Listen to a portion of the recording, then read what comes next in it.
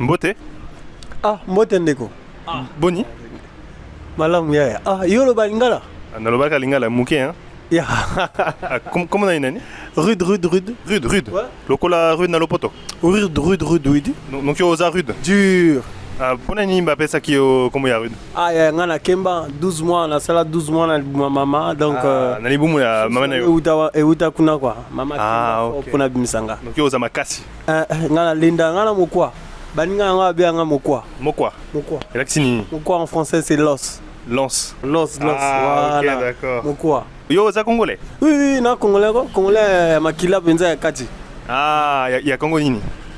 Congo Brazza mais Congo Brazza. Tolobaka Congo po biso tout toi ba congolais. OK, d'accord. Donc yo yebi ko yemba.